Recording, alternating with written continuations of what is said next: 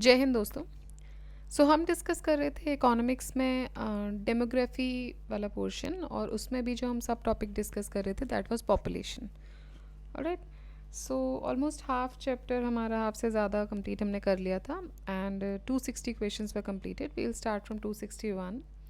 And before starting आपके लिए playlist के बारे में आपको जानकारी दे दूं कि हिस्ट्री और इकोलॉजी की कंप्लीट प्लेलिस्ट घटना चक्र स्टैटिक की आपके लिए अवेलेबल है, और साथ ही साथ आपको ज्योग्राफी और इकोनॉमिक्स जो अभी हम कर रहे हैं ये रनिंग स्टैटिक प्लेलिस्ट है जो घटना चक्र की, जो आप देख सकते हैं। और इसके साथ हम करंट अफेयर्स डिस्कस कर रहे हैं घटना चक्र का ही, जो हम मॉर्निंग में देखते हैं, दैट इज़ द आई दृष्टि करंट अफेयर्स। ठीक है, तो इतना अभी सब चल रहा है। और स्टार्ट करते हैं क्वेश्चन नंबर 261 से। हम ट्राइब्स के बारे में बात कर रहे थे, ट्राइबल पॉपुलेशन के बारे में हम देख रहे थे कि उत्तर प्रदेश में जो एसटी पॉपुलेशन है वो 0.6% है, बिहार में 1.3, तमिलनाडु 1.1, केरला 1.5।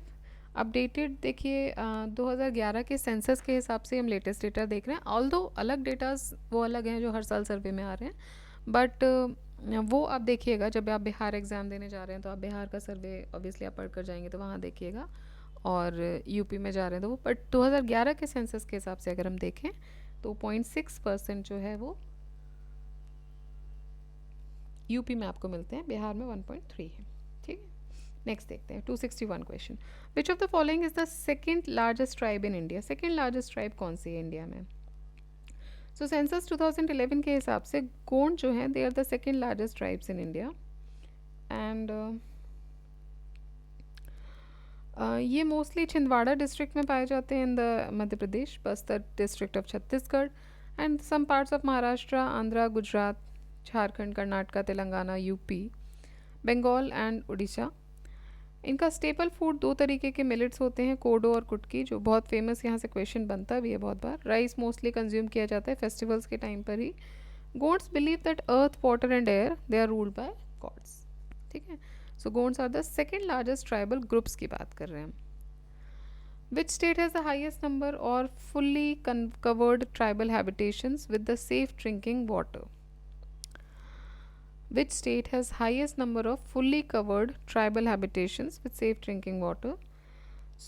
सारे स्टेट्स में से मध्य प्रदेश ऐसा स्टेट है जहाँ पे highest number of tribal habitations मिल पाए जाते हैं, which are fully covered with safe drinking water facility. Which of the following statement is true according to 1991 census? 1991 census के हिसाब से पूछ रहे हैं, सिर्फ एक बार नज़र डाल लो, बहुत ज़्यादा इस डेटा पे रिलाई नहीं करना अभी, because we are in after the 2 decade के बाद का जो 2011 का डेटा है उसको अभी हम देख रहे हैं। ऑल्दो जब नया डेटा आ जाएगा तो ये भी हमारे लिए पुराना आ जाएगा। सेंसस के अभी पूरे डेटाज हमारे पास आए नहीं, पूरे क्या, कोई भी डेटा रिलीज़ नहीं हुआ है अभी। देख लेते हैं, UP has the highest density of population in India. नहीं, देखिए हाईएस्ट डेंसिटी ऑफ पॉपुलेशन हम देखा था 91 के हिसाब से देखें तो वेस्ट बंगाल था, अभी के हिसाब से देखोगे 11 के हिसाब से तो बिहार है। Himachal Pradesh has the highest female to male sex ratio in India. West Bengal has the highest growth rate of population in India. Growth rate अलग चीज़ होती है, डेंसिटी अलग चीज़ होती है, ध्यान दीजिएगा। ठीक है, Bihar has the lowest literacy rate in India. True, ये सही है। 1991 के सेंसस के हिसाब से according to final figures of census the lowest literacy rate Bihar में था, and the state with the highest population density वो भी बिहार था। ये 11 की बात कर रहे हैं। ठीक है, और state with the highest sex ratio अगर आप देखो तो केरला है। State with the highest population growth rate वो मेघालय है, 27.9%। Which of the following is correct statement on the basis of census of 2001? Bihar has the highest percentage of scheduled caste of its population. Decadal growth rate of India has been below 20. Mizoram is the Indian state with the least population. Puducherry has the highest sex ratio among the union territories. Correct बताना है आपको। तो पुदुचेरी के पास highest sex ratio था among the union territories, 2001 की बात है। देखिए 2001 के सेंसस के हिसाब से state with the highest percentage of scheduled cast of its population ये था पंजाब, बिहार नहीं था, बिहार में 15.7% थे। स्टेटमेंट ए हो जाता है गलत। India's decadal population growth rate was 21.54। 91 से 2000 के भी एक के बीच में। स्टेटमेंट बी भी इनकरेक्ट हो जाता है। Least populous state of India Sikkim था, मिजोरम नहीं था, हेंस स्टेटमेंट सी भी इनकरेक्ट है। Among all the union territories Puducherry has the highest female male ratio, that is 1001:1000। So answer D is correct. As per the final data of census 2011, India की जो decadal growth population growth रही थी during 2001 to 11 17.7%। ठीक है। Least popular state Sikkim ही था। पुदुचेरी में highest male to female ratio भी था among all the union territories. As per census 2011 the highest percentage of scheduled caste ये पंजाब में थी। Alright, when did India adopted the new population policy? तो new population policy आई थी in the year 2000। So India ने adopt किया था NPP in फरवरी 2000। एनपीपी ओरिजिनली इसका एम क्या था कि टोटल फर्टिलिटी रेट को रिप्लेसमेंट लेवल पे लाना था बाय 2010 एंड एक स्टेबल पॉपुलेशन अचीव करनी थी 2045 तक। तो ये इनका जो बोलते हैं ना आपके immediate objective, medium term objective, long term objective, तो ये 2045 तक जो अचीव करना है स्टेबल पॉपुलेशन, वो इनका लॉन्ग टर्म ऑब्जेक्टिव था, जिसको बाद में मॉडिफाई कर दिया गया 2045 से 2070।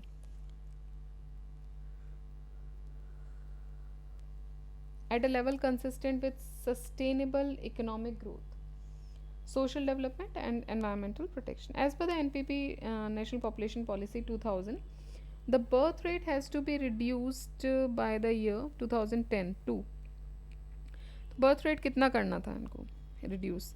So 21 per 1000. In February 2000, the government declared the NPP 2000. This policy includes 3 objectives: 4 new structures, 12 policy related subjects, 14 national socio-demographic targets for the year 2010, 16 incentive measures for achieving small family, and 101 action measures, that is 150 key facts in total. तो इनमें से अगर देखें, one of the key facts was the reduction in crude birth rate by 2010 to 21 per 1000। ठीक, इतना reduce करना था। Which of the following points does not figure in the 10 years action agenda formulated under NPP? Greater involvement of members of SHG, free and compulsory education, elementary education, compulsory registration of marriages and pregnancy, special reward for men who adopt terminal family planning methods.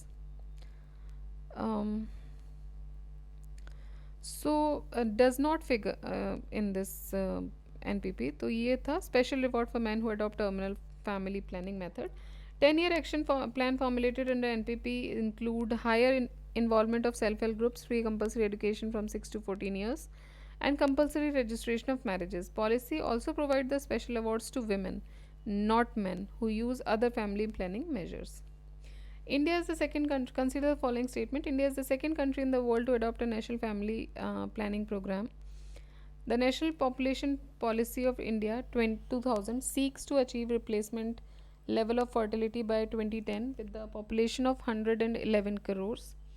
Kerala is the first state in India to achieve the replacement level of fertility. So which of the statement given above is or are correct? So देखिए, first तो नहीं है, India पहली country थी जिसने national family planning programme शुरू किया था। बाकी दोनों स्टेटमेंट सही हैं। एनपीपी जो आया था, it seeks to achieve the replacement level of fertility by 2010 with the population of about 111 crores, and Kerala is the first state in India जिसने अचीव किया था replacement level of fertility, while second state Tamil Nadu था। As per National Population Policy 2000, which of the following years is it our long-term objective to achieve the population stabilization? So it is 2045.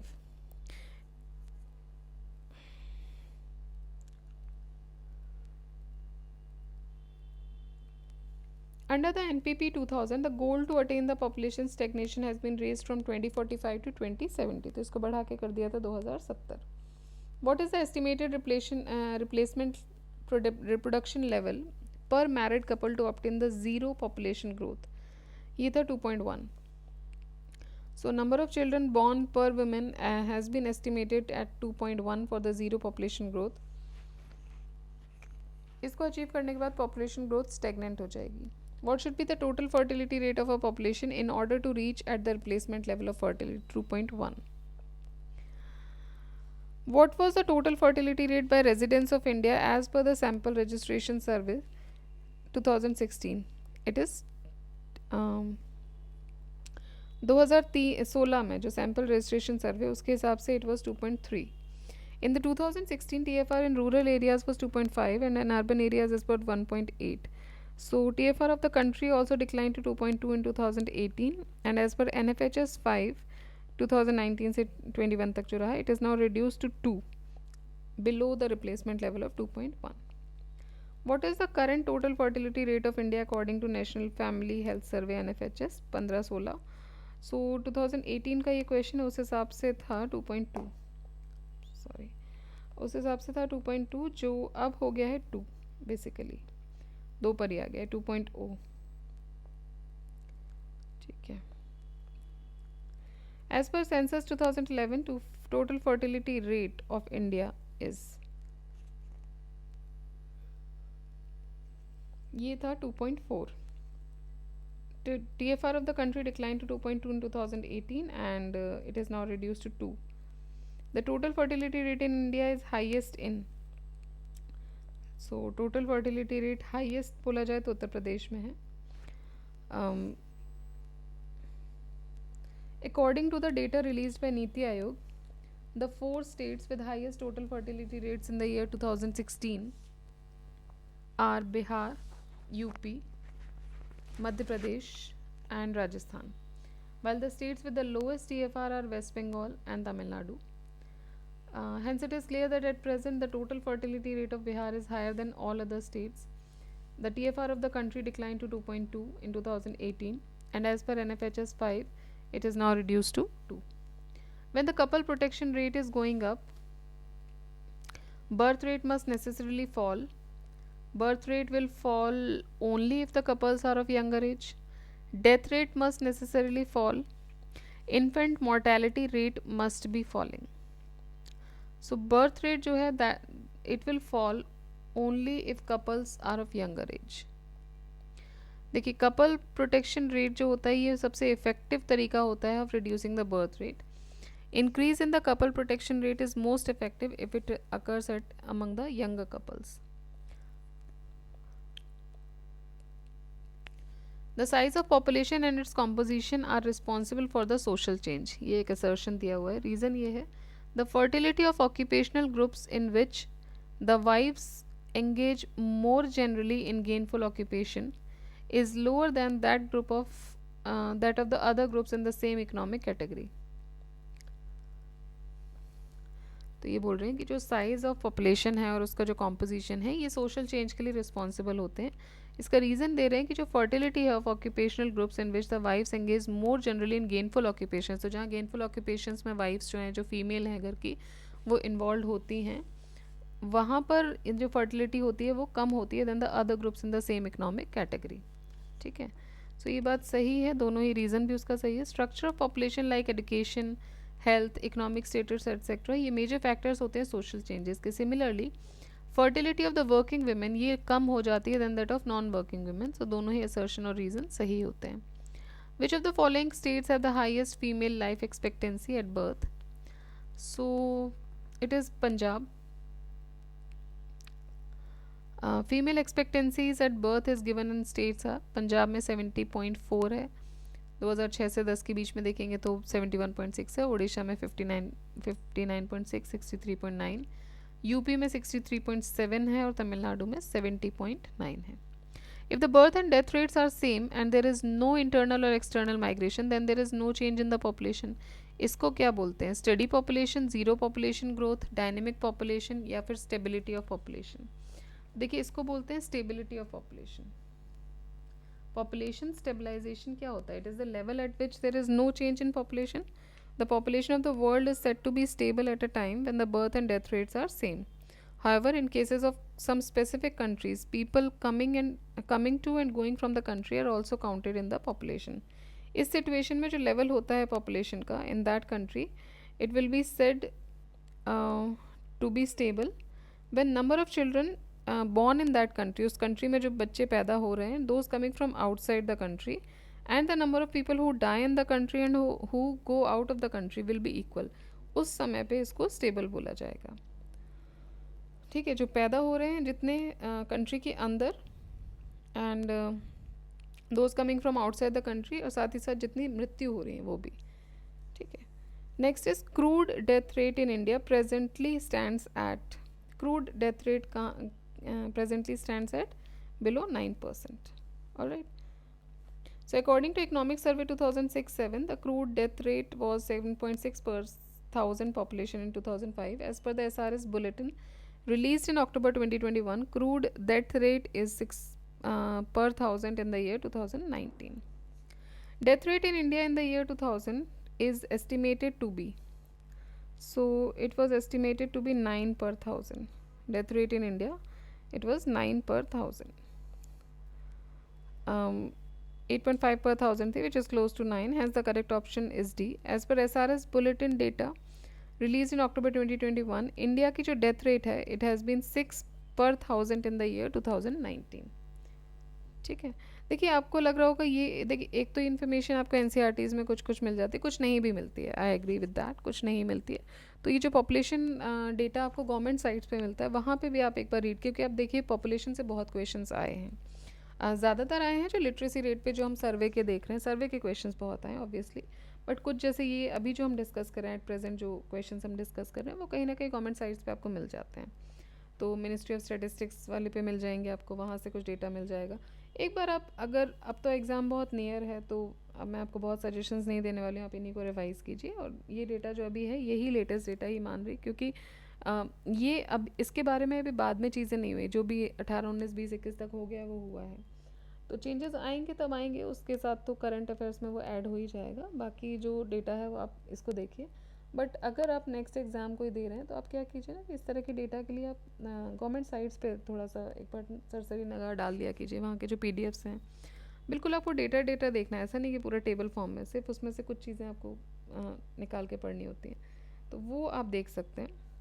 Right now अभी ज़रूरत नहीं है, क्योंकि अभी बहुत सारे exams हैं, अभी सिर्फ आप ये एग्ज़ाम ये क्वेश्चंस पीवाईक्यू करके जाइए, अपने जो प्रैक्टिस सेट कर रहे हैं वो कीजिए, या जिस भी तरीके से पढ़ रहे हैं, बट एक अगर आप यूपीएससी देख रहे हैं या फिर नेक्स्ट कोई एग्ज़ाम, अभी जो अपकमिंग एग्ज़ाम्स हैं उनके अलावा आप कुछ और तैयारी करेंगे, तो उस समय आप ये कर सकते हैं कि जो गवर्नमेंट डेटाज़ हैं उन पे आप एक बार सरसरी निगाह डाल सकते हैं।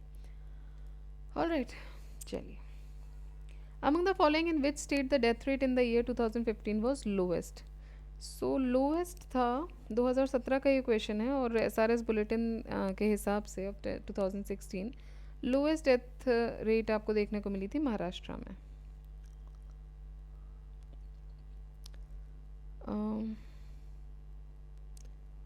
लेकिन 2021 में अगर बात करें तो SRS bulletin of October 2021 for the year 2019 in 21 bigger states, the death rate ranges from 3.2 in Delhi to 7.3 in Chhattisgarh. Okay. तो 2019 में अगर देखें तो सबसे कम थी out of these West Bengal में। सो अलग अलग टाइम पे डेथ रेट्स हैं, SRS बुलेटिन के हिसाब से देखना पड़ेगा ये। फिर देखते हैं, consider the following statements. Infant mortality rate takes into account the death of infants within a month after birth. देखिए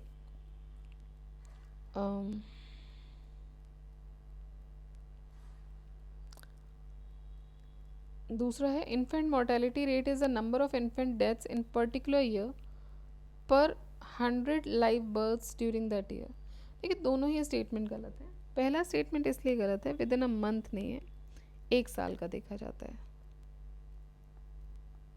ठीक है। दूसरा, पर 100 नहीं होती, पर 1000 होगा, ठीक है। तो इन्फेंट मोर्टेलिटी रेट जो कि वाइडली एक्सेप्टेड है as a crude indicator of the overall health scenario of the country और region, it is defined as the infant deaths less than 1 year per 1000 live births in a given time period, generally during a year and for a given region. So hence both of the given statements are incorrect. What does infant mortality rate refer to? So infant mortality rate refer to the ratio of number of children who die before their first birthday out of every 1000 live births. That is the infant mortality rate. Under the civil registration system CRS, it is legally mandatory to register the birth and death events within how many days in India? तो 21 दिन के अंदर ये करने होते हैं. Post independence, the registration of births and deaths rate, Act RBD.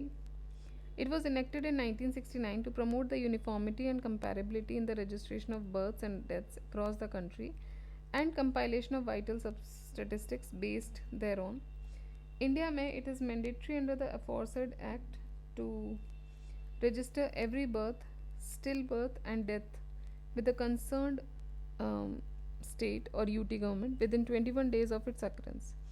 Reporting of birth for registration after 21 days comes under the category of delayed registration. हो जाएगा बट उसमें delayed registration या कुछ penalty fee वगैरह लग सकती है. What is the following state? Which of the following states has started the death census? Death census किस state ने start किया था? तो it was Karnataka, which was the first state in India to start the death census. Infant mortality rate in India at present is nearly. So question period के हिसाब से तो answer था इसका C, but according to the latest data that is October 2021, the available data of SRS sample registration survey, India's infants mortality rate IMR was decreased to 30% per live birth in the year 2019 from 32 in the year 2018. According to the census 2011, which of the states had the lowest infant mortality rate? So Kerala में lowest infant mortality rate देखने को आपको मिलेगा. ठीक है, और death census start करने वाला सबसे पहला स्टेट है Karnataka. So as per the census 2011, infant mortality rate in India was 44 per 1000 live births. Lowest infant mortality rate जो था in Goa and Manipur among the states, while Kerala's infant mortality rate was recorded 12 per 1000 live births. The states with the highest infant mortality rate were Madhya Pradesh, UP, Odisha. As per SRS bulletin released in October 2021, India's infant mortality rate is 30% live birth in the year 2019. Highest mortality is recorded in Madhya Pradesh, while the lowest infant mortality is recorded in Nagaland and Mizoram. Infant mortality rate in the given states, Tamil Nadu में 15, पंजाब 19, केरला 6 और Karnataka 21. According to 2001 census, which of the state of India has the lowest child mortality rate? So Kerala has the lowest child mortality rate. It was 16 per 1000, while the child mortality rates in Goa, Maharashtra and Tamil Nadu are 36, 49, 53,000 respectively. According to the census 2001, infants mortality rate in India was 71 per 1000, and as per the census 2011, the infant mortality rate is 44 per 1000 in the country. State with the lowest infant mortality in the country are Goa and Manipur, 11 per 1000 in each state. The state with highest infant mortality rate is Madhya Pradesh, जिसमें 59 per 1000 था. And after this, infant mortality is highest in UP and Odisha, 57 per 1000. ठीक है, तो जो MP था वहाँ पे 59 था, that is highest. And second highest आप देखेंगे तो यूपी और उड़ीसा जहाँ पे 57 रहा है. Lowest infant mortality in urban areas of India is found in, so ये मिला आपको केरला में. क्वेश्चन पीरियड के हिसाब से केरला में लोएस्ट इन्फेंट मोर्टेलिटी रेट था. एज पर अक्टूबर 2011 अगर हम देखें तो lowest urban infant mortality rate in Kerala, Maharashtra, Tamil Nadu, Gujarat, ये है 5, 12, 12 और 18. तो इसमें भी केरला ही है. विच of the following state has less infant mortality rate then all India average IMR इन 2011? तो ये है Tamil Nadu. As per the data of 2016-2019, IMR पर 1000 live births in the given state R S. सो 2019 में तमिलनाडु के 15 थे, राजस्थान 35 था, UP 41, Madhya Pradesh 46, India 30 overall अगर हम एवरेज देखें तो. The target to reduce infant mortality rate during 11th plan period was kept at, so it was kept at 28 per live births. 11 5 year plan में 28 पर लाइव बर्थ था. 12 5 ईयर प्लान में है target to reduce the IMR to 25 per live birth. As per SRS, as per SRS data released in October 2021, IMR is still at the level of 30 per live births in 2019, which shows.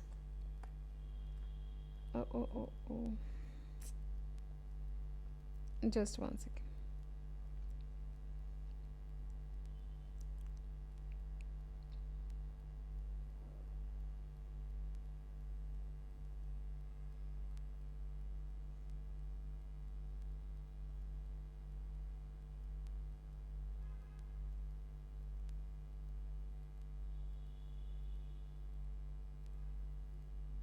Alright. So हम कहाँ थे?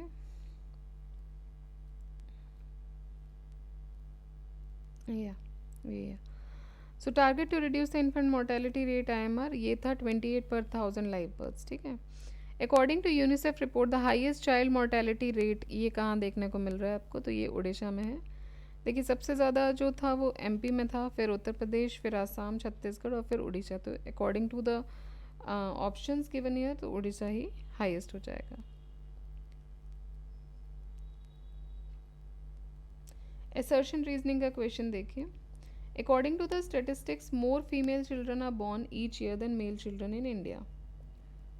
देखिए गलत है statement. अभी हमने शायद एक दो वीडियोस पहले ही पढ़ा था कि फीमेल चिल्ड्रन ज़्यादा नहीं पैदा होती हैं. सेंसस अगर हम देखें then more male children are born each year than female children. In India the death rate of male child is higher than that of female child. हाँ ये बात सही है कि जो मोर्टेलिटी रेट है या जो इन्फेंट मोर्टेलिटी जो है या डेथ रेट है जो मेल चाइल्ड का वो फीमेल चाइल्ड से ज़्यादा होता है. Which Indian state has the highest percentage of children suffering from malnutrition? So it is Madhya Pradesh. According to the assessment of Ministry of Statistics and Program Implementation of year 2011, Madhya Pradesh has the highest percentage of malnourished children in India. 60% of children are affected by malnutrition. Apart from this, 56.5 in Jharkhand and 59.9% of children in Bihar they are malnourished. The census projection report shows that India is one of the youngest nation in the world. In the year 2020, the average age of Indians will be, so it will be 29 years. According to the 1991 census, the highest percentage of population in India is found to be in the age group of, so it was in the age group of 5 to 14 years.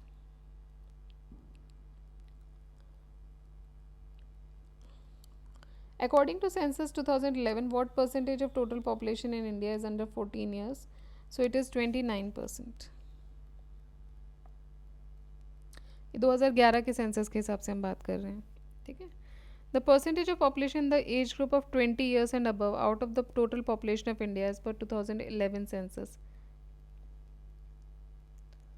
So 20 साल या उससे ऊपर की जो population थी वो थी 59.29, around 60%.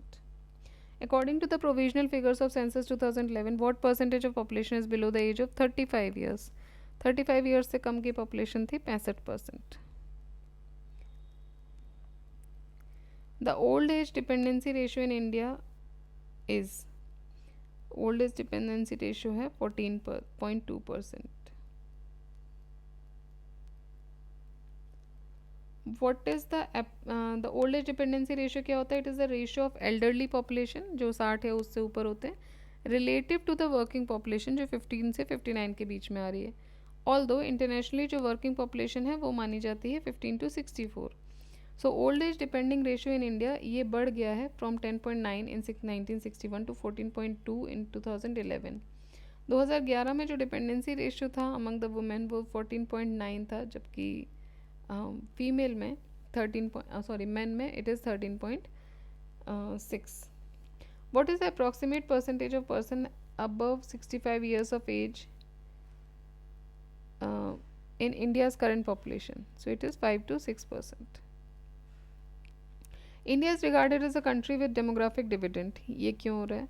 Because its high population in the age group of 15 to 64 years, इसीलिए it is regarded as a country with demographic dividend. When population experts refers to the possible demographic bonus that may accrue to India around 2016, they are referring to the phenomenon of, so they are referring to a phenomenon of a surge in the population in the productive age group.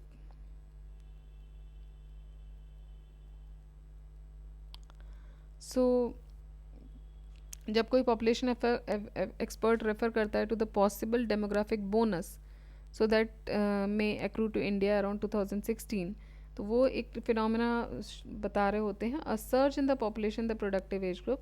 तो demographic bonus का मतलब ये होता है to increase in productive working age of population.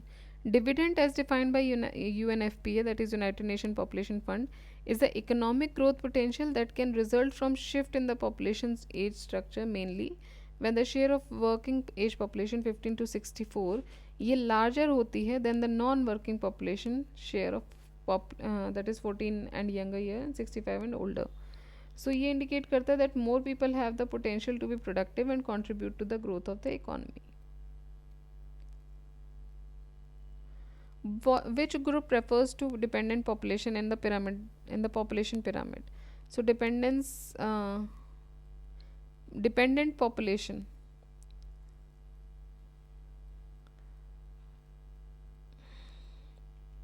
सो देखिए dependent population में 0 से 14 years के जो एज ग्रुप के जो बच्चे होते हैं वो डिपेंडेंट में आते हैं. Apart from this person aged 65 and above, ये भी डिपेंडेंट में कंसिडर किए जाते हैं, बट वो ऑप्शन में नहीं दिया है, 60 का ऑप्शन दिया है. While the age group of 15 to 64 इसको वर्किंग पॉपुलेशन मानते हैं.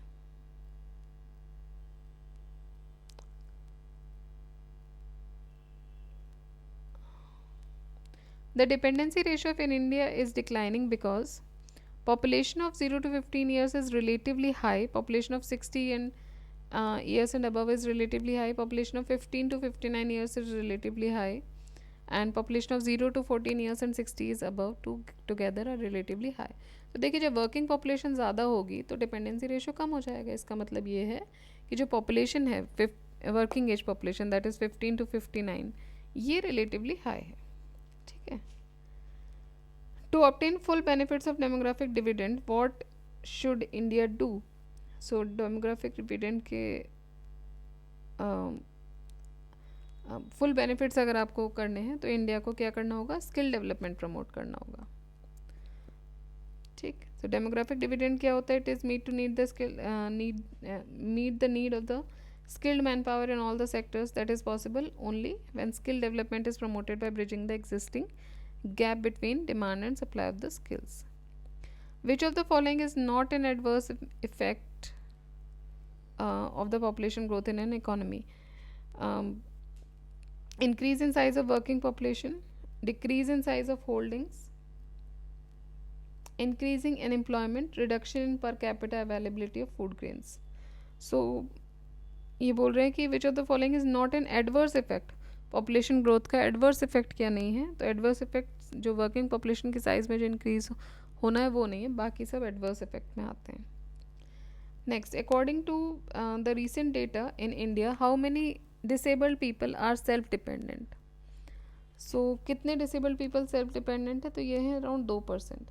2.1% of India total population disabled, जिसमें से सिर्फ 2% जो हैं वो सेल्फ डिपेंडेंट डिसेबल्ड हैं, बाकी 80% जो हैं वो they are in, while 80% of disabled people in China are self-dependent. Okay.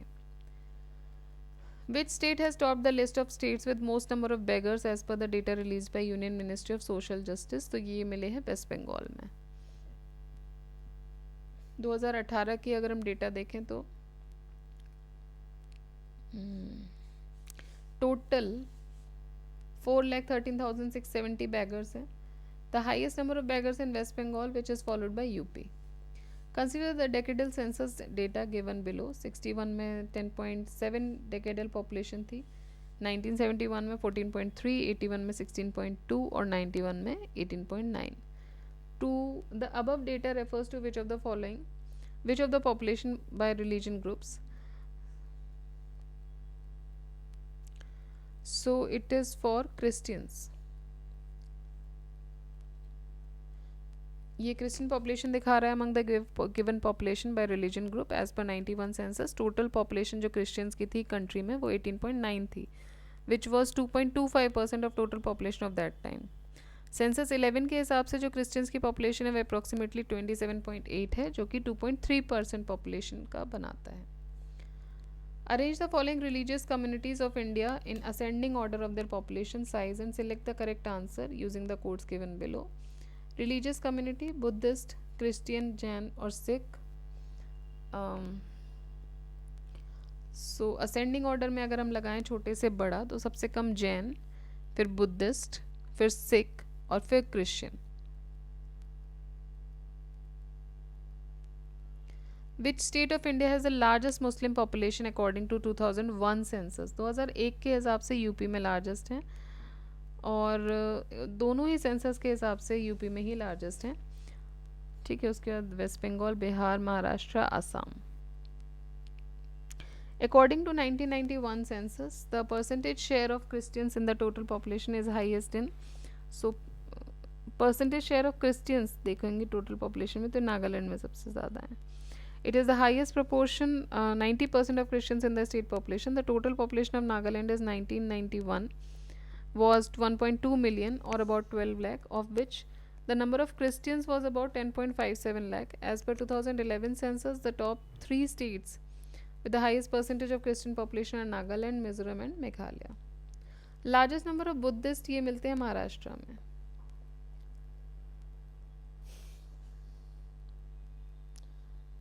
Statement है literacy is highest in Kerala. Reason है Kerala has a highest percentage of Christians.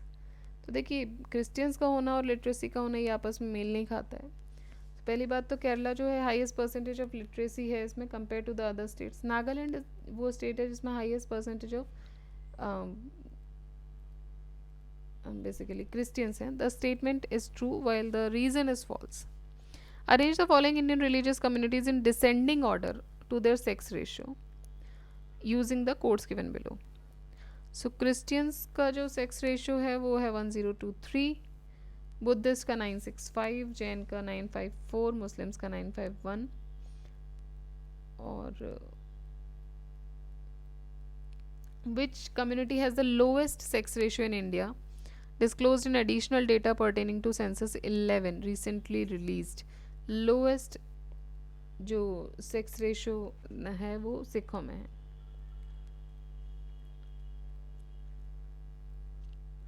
Among the following religious groups, which one has recorded the highest percentage of literacy rate as per the 11 census? Highest percentage of literacy rate मिला था 2011 के census के हिसाब से जैन को। ठीक, so as per 2011 census, Jains has recorded the highest percentage of literacy rate in India. ठीक है, तो ये इसी के साथ 320 क्वेश्चन हमारे कंप्लीट हो गए। अब एक लास्ट हमारा आई थिंक बचेगा और वो हम एक वीडियो में और कंप्लीट कर देंगे। इसी के साथ हमारा ये जो पॉपुलेशन वाला चैप्टर है वो भी ख़त्म हो जाएगा और बस हम जल्दी जल्दी ख़त्म होने की तरफ बढ़ रहे हैं। सो इकोनॉमी विल बी कम्प्लीटेड, उसके बाद हम एक नया सब्जेक्ट स्टार्ट करेंगे। ऑलराइट, सो आप रिवाइज़ करते रहिए, अपने छोटे छोटे टारगेट्स बनाइए, रिवाइज़ कीजिए, अपने आप को रिवॉर्ड दीजिए एंड बी ग्रेटफुल कि जो भी चीज़ें आपकी जिसकी वजह से भी आप पढ़ रहे हैं उनके लिए ग्रेटफुल रहिए। तो देखिए बेसिकली आपको लर्निंग प्रोसेस में रहना है। जो आपका एटीट्यूड है आज का वही आपका कल इंटरव्यू का भी एटीट्यूड बनेगा। सो ये मत सोचिए कि इंटरव्यू की तैयारी कभी और से होती है ना, फर्स्ट डे से होती है। सो अच्छा सोचिए, अच्छा कीजिए और पढ़ते रहिए, रिवाइज़ करते रहिए। जय हिंद, जय भारत।